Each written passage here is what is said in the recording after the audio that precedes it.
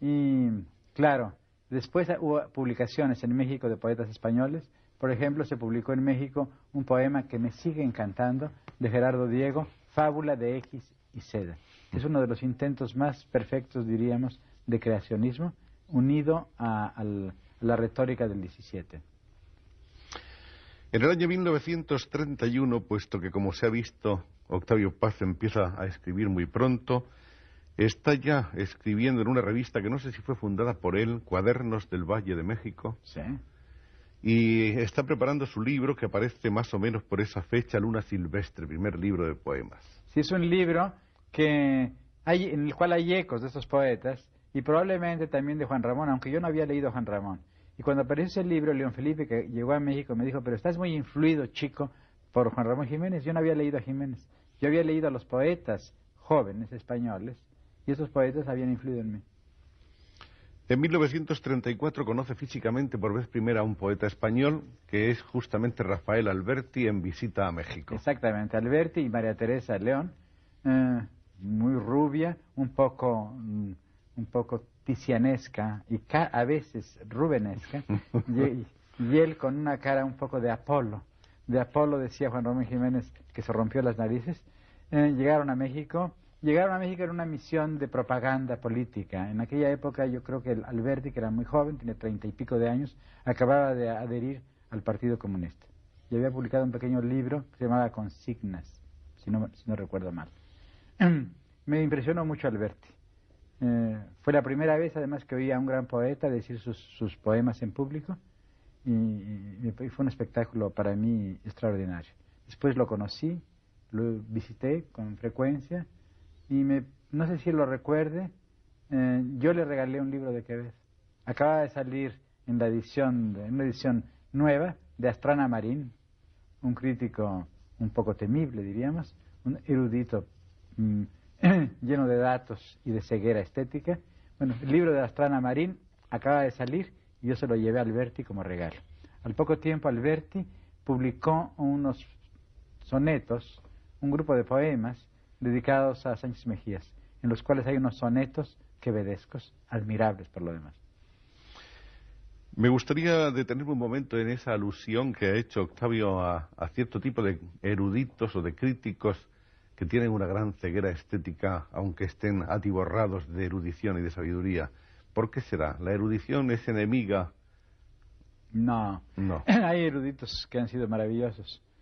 El saber no hace daño, sino a las personas que no tienen sensibilidad o no tienen cerebro o tienen alguna limitación intelectual o moral, ¿no? En 1934 hay otra noticia acerca de la vida de Octavio Paz de la que me gustaría hablar brevemente. Creo que puede ser interesante. Sí. Dicen que Octavio crea en la península de Yucatán una escuela para hijos de obreros y campesinos. Sí, fui a fundar una escuela para hijos de obreros y campesinos con los dos amigos, no solo yo, por supuesto. Y después de ahí me vine a España, ¿no? 1937, estamos en plena guerra civil y es invitado por la agrupación por la alianza de intelectuales antifascistas que organizan un congreso que se celebra en París, Madrid, Barcelona y Valencia, ¿no es eso? Había en México una organización de escritores antifascistas que se llamaba Liga de Artistas y Escritores Revolucionarios. Y yo no pertenecía a esa liga porque estaba en contra de algunos de los presupuestos ideológicos, por ejemplo, estaba en contra del realismo socialista. Pero yo había escrito, era amigo de algunos de ellos, y sobre todo de los jóvenes de la Juventud Comunista y de la Juventud Socialista, y yo había escrito algunos poemas que más o menos les parecía que tenían una tendencia semejante a la de ellos.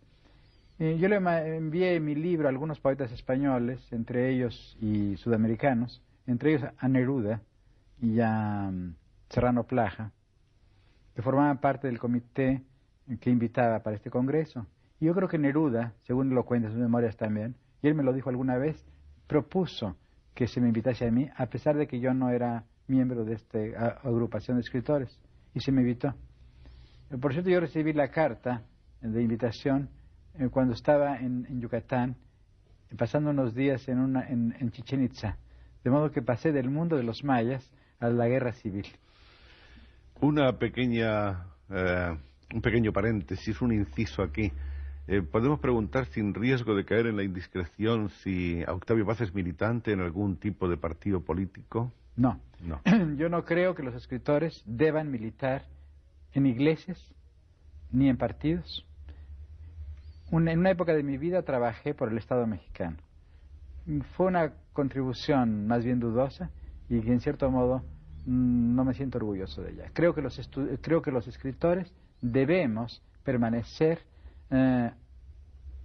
lejos de los partidos políticos y de las iglesias. Con esto no quiero decir que no tengamos ideas políticas, no. La política es una actividad natural de los escritores, de los hombres del siglo XX, y los escritores somos hombres del siglo XX y debemos tener actitudes políticas, pero nuestra actitud debe ser crítica.